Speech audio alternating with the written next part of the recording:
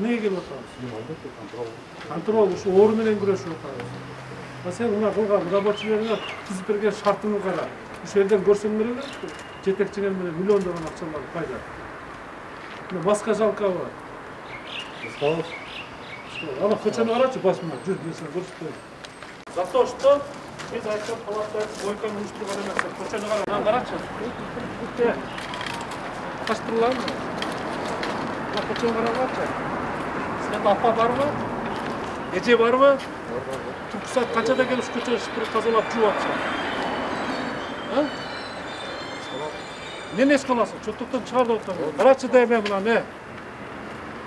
Карачы. Ким тазалайт, ким шыпырат, ким жууйт, ким шаарды тазалайт, Неге күйбөйсүңөр бирөөнүн эмгегин?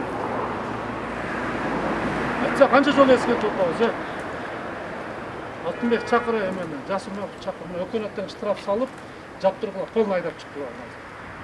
Полный айдап бир адамга чыккырбайбыз. И бардыңарга мына силер менен бардык курулушчуларга сабак болсун.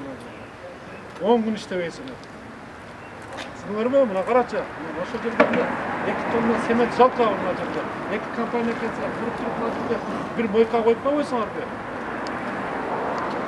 Канча жолу айтып атабыз? Канча жолу силерге жалдырайлыбы? Силер эмне шаарга ушунчалык жыргатып жардам берип атасыңарбы? Жырдан жумуш орун түзүп койдуңарбы? Жыргатып салып коюп койдуңарбы? Ой, ушул узучу бардыгын мыйзам түзүп атасыңар. Өзүңөргө жараша мамиле кылса капа болосуңар. Ушу 2 компания менин көзөмө. Карачы, бул майка уюштурбайсың. Карачы мыналарды. Микрофон жабык. Бурасан полный бардык рабочий айдап чыккан. Жапкыла. Нормаларды сактоого, антисептик жок, маскалары жок экен. Полный жапкыла. 10 күн өтүп жатты. Ушуну менин көзөмөмдө. Ушуңарбы менин көзөмөмдө. Жапкыла. Капа болбогула, нормалар сактагыла. Жугула менен азыр өкөң чыгып туруп жугула. Муну аппак футболка кийип алып, сен жуучу анан кандай карайт экенсиң ушу тазалатчы. Сен аяңың келип шыпырсынчы ушул жерде. Канча деген мына центральный жол, канча деген адамдар жүрүп атат, Сыйлайсыңарбы бирөөнү, сыйлайсыңарбы, урматтайсыңарбы? Неге эме кылбайсыңар? Жетекчилерге айтпайсыңар, мына 2 компания, бир эме кылайлы, мойка уюштурайлы, жолго таза чыксын деген айтылып атат дебейсиңарбы? Биз жууп атканда сен бүгүн. Мен сени айтып атам, көрүп атпайсың мен мойкаң жок.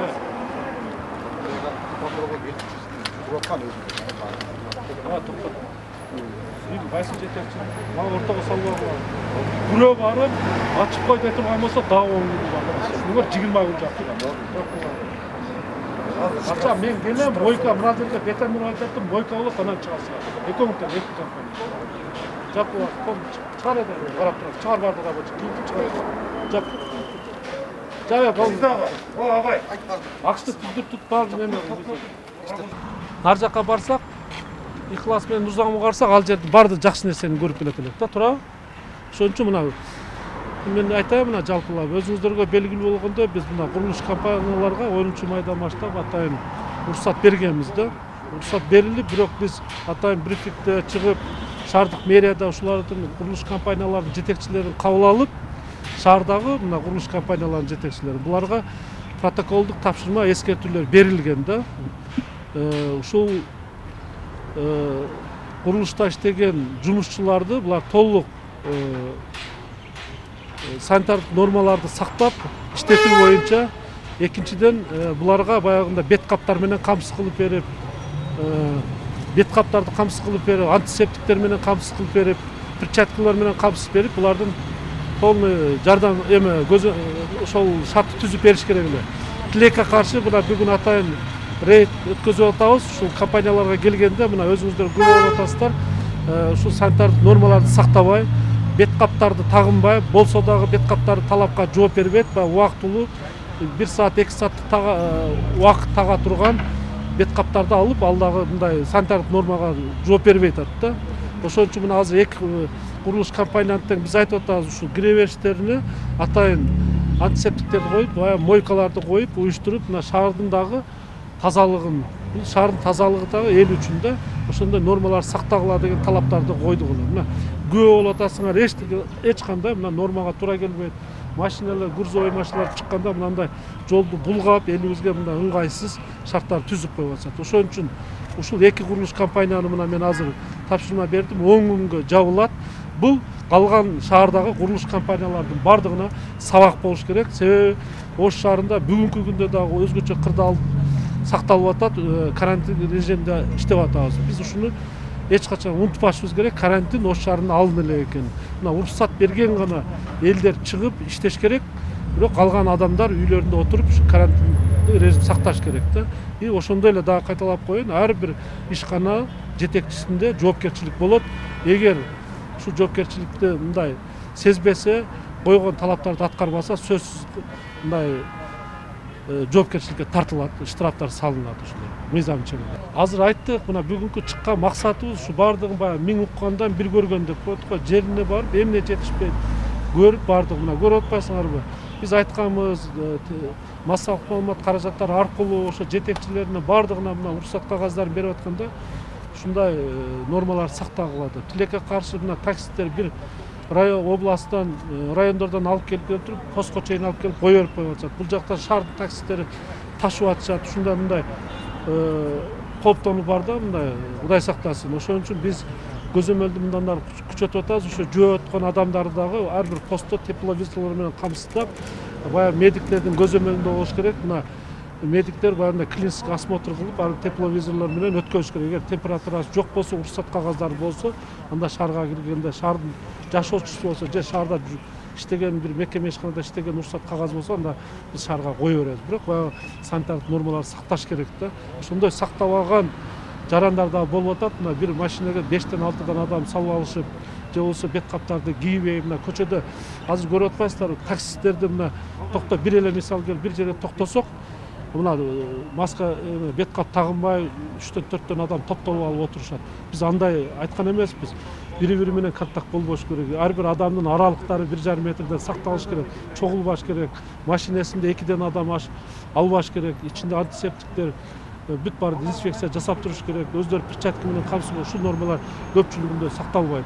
Биз ушуну дагы бүгүндөн баштап дагы күчөтөбүз. Көзөмөлдө болот. Ушул нормалар сактабаган бардык эмеге жетекчилерге мындай катуу эскертүүлөрдү беребиз да. Мына таксисттерге да силер аркылуу айтайын. Бардыгы ушул нормаларды сактаңыздар. Бул өзүбүздүн, элибиз үчүн, үй бүлөбүз, бала чакабыз үчүн, шаардыктар үчүн кылган жакшылыгыңыздар болот. Ошон үчүн биз койгон талаптарды, медицина кызматкерлеринин талаптардын бардыгын санитардык нормага карата сактап берсеңиздер жакшы болот. Ош шаарына региондордон келген жарандардын агымы күчөгөндүктөн шаар санитардык чараларды күчөттү. Айрым ишин жандаткан мекеме ишканаларга күтүүсүз рейдтер жүргүзүлүп, талаптарга жооп бербегендер жабылды. Анын негизинде бул эки курулуш компаниясына 40 000 сомдон айыппул салынып, 10 күнгө жумушун токтотту. Эмнеге келип атабыз? Контрол ушу ору менен күрөшүп атабыз. Сен мына кылган рабочилерге түзүп берген шартыңды кара. Ушул жерден көрсөңөр эле жетекчиңер менен миллиондогон акчалар пайда. Маска жалкабы.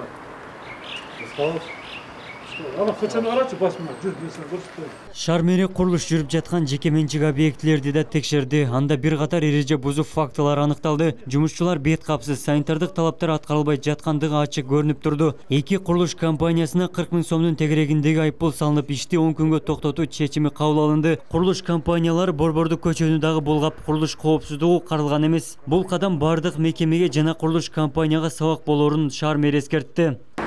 Канча жолу эскертип атабыз, Алтынбек чакыры эмени, Жасымов чакырып, өкмөттөн штраф салып, жаптыргыла, полный айдап чыктылар. Полный айдап бир адамга чакырып эмес. И бардыңарга мына силер менен бардык курулуштарга сабак болсун.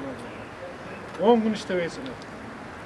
Түшүнүңөрбү? Мына карачы, ошол жерде 2 тонна семент жалкабы мына жерде.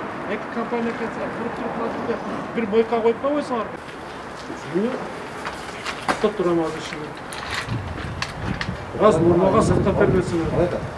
Эмнеде эмебиз барды? Сен столовый барды. Азыр карантин. Шуну өзүнчө кырдаал мезгилинде режимде иштеп атабыз. Жол келип атамбы? Сени биринчи жол көрүп атам. Келген максатым эмне?